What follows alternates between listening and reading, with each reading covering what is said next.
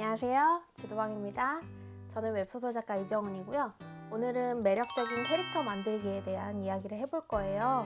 우리가 웹소설을 쓸 때 가장 중요한 게 캐릭터라고 저는 생각하거든요. 그래서 오늘 캐릭터 강의는 총 3강으로 이루어져 있습니다. 오늘은 그 1강을 이야기할 거고요. 그럼 바로 시작해 보겠습니다. 그럼 매력적인 캐릭터 만들기에 대한 이야기를 해볼게요. 우리가 극문학의 목적이 뭘까요? 극문학이라는 게 이제 시나리오, 영화, 웹소설, 연극, 뮤지컬 이런 것들을 극문학이라고 하는데요. 이런 극문학의 목적이 무엇인지 한번 생각해 볼 거예요. 극문학의 목적은 드라마입니다. 드라마. 그렇다면 드라마는 무엇일까요? 드라마는 바로 갈등이죠. 갈등이 없는 드라마는 이야기가 성립되지 않아요. 그렇다면 우리 갈등이 무엇인가 한번 볼까요? 갈등은 인간입니다. 갈등은 결국 인간이 만드는 거기 때문에 갈등은 인간이라고 볼 수 있고요. 인간이라는 것은 결국 결론적으로 캐릭터라고 볼 수 있죠. 그래서 우리 극문학의 목적은 결국 캐릭터를 만드는 게 극문학의 목적이라고 할 수 있습니다. 네, 그래서 다음 장으로 넘어가서 캐릭터란 무엇일까? 캐릭터란 무엇일까에 대해서 우리 생각해 보신 적 있으신가요? 캐릭터는 욕망입니다. 욕망이라는 것은요, 목적과 같은 이야기입니다. 인간은 욕망을 가지고 있고요. 욕망은 목적을 가지고 있습니다. 그 목적의 종류에 대해서 알아볼 건데요.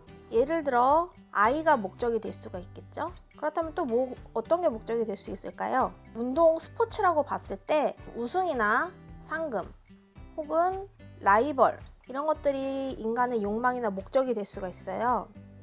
그렇다면 다음으로는 내가 추구하는 어떤 바가 있겠죠. 내가 추구하는 바에 의한 성공에 대한 갈망, 이것도 목적이라고 볼 수 있습니다. 세 번째로는 우리 사랑을 얘기할 수 있을 것 같아요.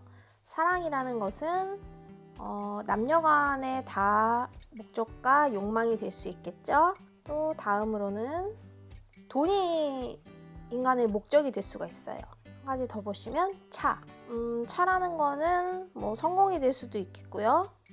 돈이 될 수도 있겠고요. 보여지는 어떤 겉모습에 대한 그런 것들이 인간의 목적이 될 수가 있을 거예요. 그러면 다음 볼까요? 우리가 장르 예술을 즐기는 이유에 대해서 한번 생각해 보신 적 있으신가요? 장르 예술이라는 것이 결국에는 웹소설을 말하는 거고요. 웹소설을 즐기는 이유 어떤 게 있을까요? 주인공에 이입해서 내재된 욕망을 해소하는 것.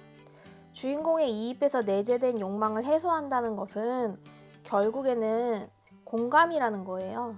공감이라는 것은 대리만족을 말하겠죠. 우리가 웹소설을 보는 이유는 대리만족하기 위해서예요. 그렇다면 대리만족을 시켜줄 수 있는 캐릭터를 만들어야겠죠. 그게 우리가 웹소설의 캐릭터를 만들어야 되는 방향성이고요. 보시면 이제 마지막으로 좀 정리를 해볼게요. 모든 인간은 한 가지 면만 가지고 있지 않아요. 지금 얘기한 그런 목적과 우리가 얘기했던 욕망을 가지고 있지만 그것만 가지고 있진 않을 거예요. 우리가 공감이 있는 캐릭터를 만들어야 된다고 했는데 공감이 있는 캐릭터를 만들려면 목적과 욕망으로만 똘똘 뭉친 캐릭터는 공감을 불러일으킬 수가 없어요. 그렇다면 어떻게 해야 될까? 겉으로 보여지는 아주 과장된 모습 뒤에 숨어있는 양면의 얼굴을 그린다. 양면의 얼굴이라는 게 굉장히 중요한 포인트라고 저는 생각하거든요. 양면의 얼굴이라는 것은 결국 두 가지 모습이라는 거예요. 목적과 욕망으로 똘똘 뭉친 겉모습과 어떤 트라우마랄지 상처, 보여지지 않는 내면의 모습, 이렇게 겉모습과 내면의 모습을 양쪽으로 가지고 있는 캐릭터가 공감을 불러일으킬 수 있어요. 그리고 그 두 가지 얼굴이 반전적일수록 매력도가 높아진다. 반전적이라는 것은 어떤 뜻인가요? 완전히 반대된다는 얘기겠죠. 겉으로 보여지는 모습과 내면의 모습이 완전히 반대될 때 우리는 그 캐릭터에게 매력을 느낀다. 이렇게 정리할 수가 있고요. 여기까지가 제가 준비한 1강입니다. 네, 그러면 다음 2강에서 만나뵐게요. 감사합니다.